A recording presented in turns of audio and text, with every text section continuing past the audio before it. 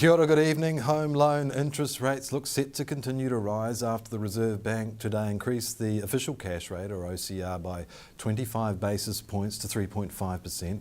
A statement released by the Reserve Bank said the New Zealand economy is expected to grow at an annual pace of 3.7% for 2014. Global financial conditions remain very accommodative and are reflected in low interest rates, narrow risk spreads and low financial market volatility. The dollar weakened after the Reserve Bank Governor Graham Wheeler said the level of the New Zealand currency is unjustified and unsustainable, and there is potential for a significant fall. Mr. Wheeler says it's important that inflation expectations remain contained. Today's move will help keep future average inflation near the 2% target midpoint and ensure that economic expansion can be sustained.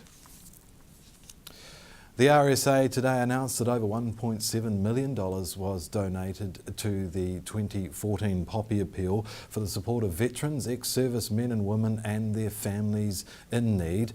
RSA Chief Executive David Mogo says Poppy Day is one of New Zealand's oldest street appeals, but he says that's not stopping the RSA from taking advantage of new approaches and technologies to grow donations for the RSA support services. Mr. Mogo says this year the RSA started exploring mobile and online giving to provide easy ways to support our veterans now and into the future.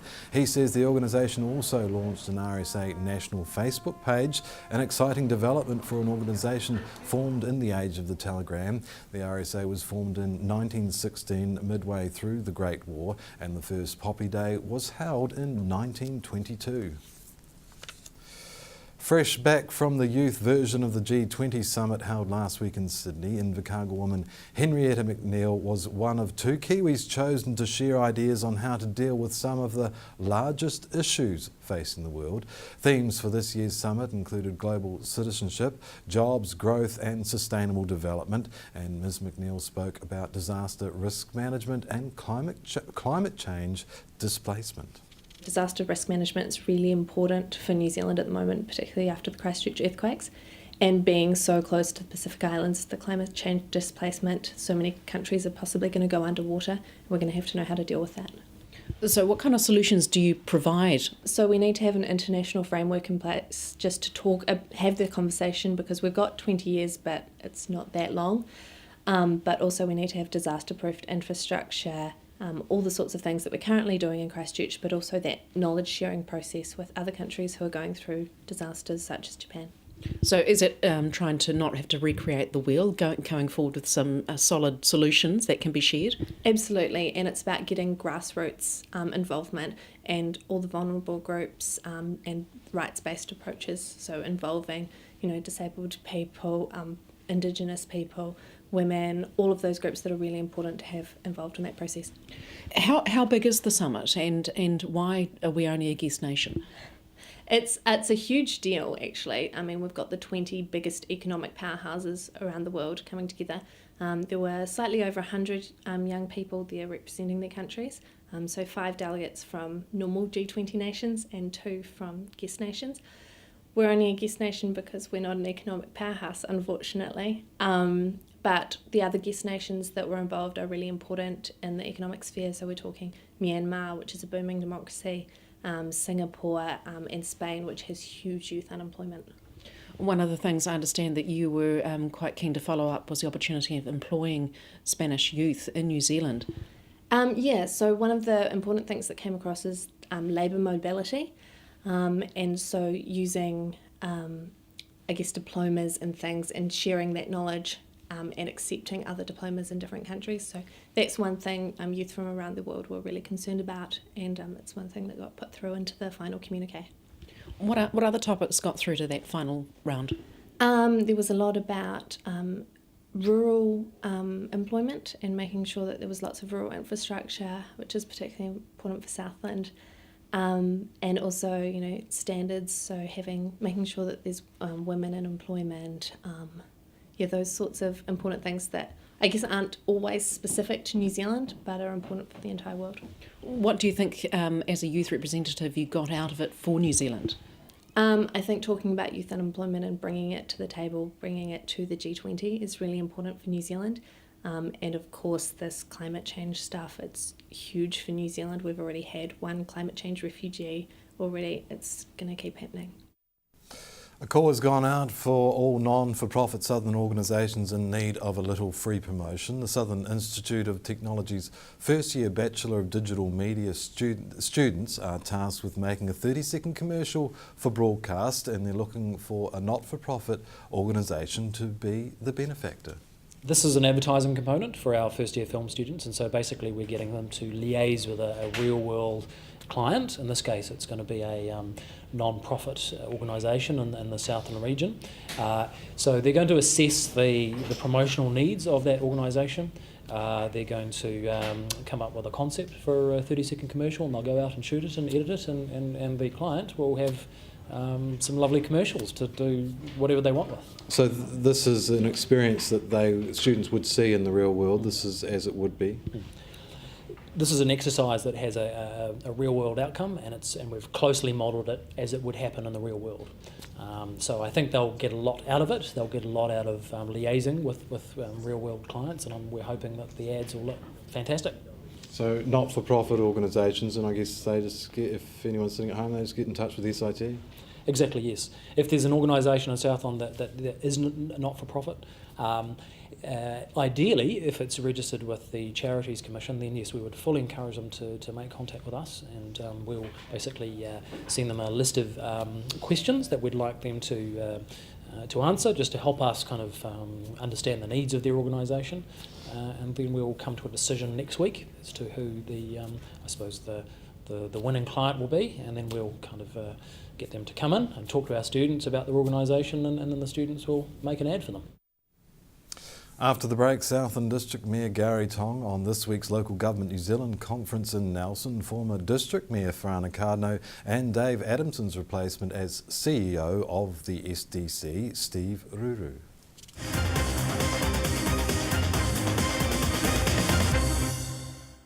Welcome back to South Today News. Southland District Mayor Gary Tong has just returned from his first Local Government New Zealand conference held in Nelson and says the experience was thoroughly worthwhile. I asked him about the conference, a conference where former Southland District Mayor Frana Cardno was honoured for her exceptional service to local government over 2 decades. Absolutely. When the award was being announced and then Frana's name was mentioned, the whole room you could have heard a pin drop.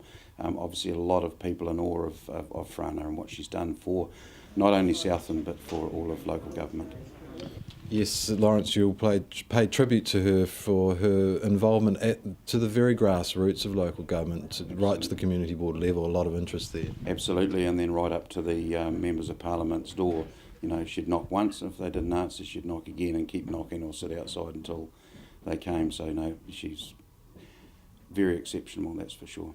And we wish her all the best, of course, in her recovery from recent illness. But let's move on to the conference itself. It was your first one. What were your impressions? Yes, my first local government conference. I've been to a number of different conferences in my life, but certainly the positive air within the room was fantastic. You know, everyone looking and listening, and some great topics in regards to the economy and future development of the country. Yeah, I think the theme was putting the power back into local government. You had the Prime Minister there. Firstly, what did he have to say? Yeah, he obviously fully supports local government and also the economies of New Zealand going forward. And of course, Mr. Cunliffe was there with more or less a similar speech and some promises of revenue for the future. So the big thing is keeping the partnership alive between central government and local government, and some areas of local government need to get on board, and I think through the leadership of Lawrence that'll occur.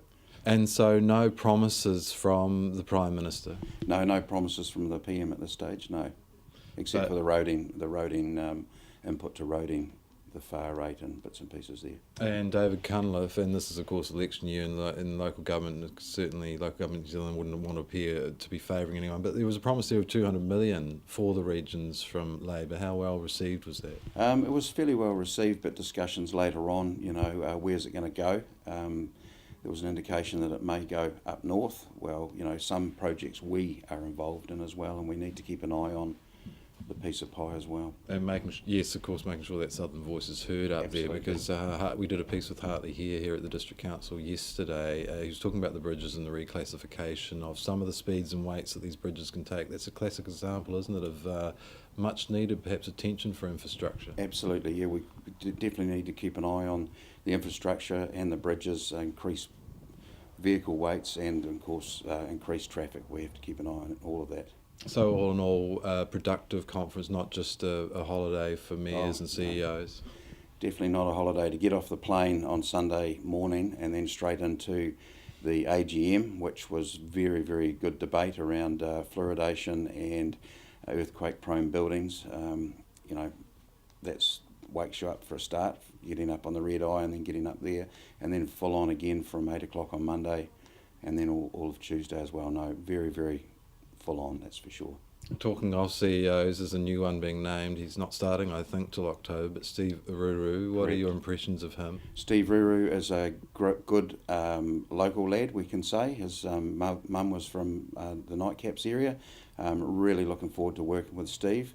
He's communicating backwards and forwards almost daily with me at the moment, just with his intentions, and yeah, I think I do know it's going to be a great time with Steve and I and all of Southland and our council. He's quite someone to hire, isn't he? Because he is like the hitman, or has been recently with Kaipara, the hitman of local government New Zealand, sorting that debacle there with their wastewater scheme. Absolutely. I don't know if he'd want to be called the hitman, but he certainly went there on a short-term contract to sort a few issues out. And well, an outside perspective, let's say that. Yeah, fair enough. But yeah, he's certainly done very well, and the praise coming back from his referees around that have been fantastic. Yeah, no, we've got a good man coming to Southland, and a good lady too with Alison. Was it a tough process filling that role? Absolutely. Like I've worked on some great police operations, and it's more secretive than any police operation I've been on. The process very professional. I had all the councillors involved, and a very, very long process, but you know, it had to be done correctly for a very important announcement at the end. And finally, the Southland District Council Mayor has today revealed his new mayoral transport option. Mr Tong says the 1963 two-cylinder Fiat Bambina belonged to a mate who had died recently, so the District Mayor set about making the small car roadworthy as a tribute to his friend. Mr Tong says the car is an extreme example of mayoral economising, and even better, it's lovely to drive. He joked that there would be one for Steve Ruru, the new Southland District CEO, and that he was exploring the option of replacing the entire council fleet with the economical wee Italian number. Maybe on the 1st of April next year, he was quick to add, with tongue firmly in cheek. That's all from us this Thursday. Next in the sport, a preview of this weekend's club rugby final with Maris captain Scott Eade. Good night from all of us on the news team.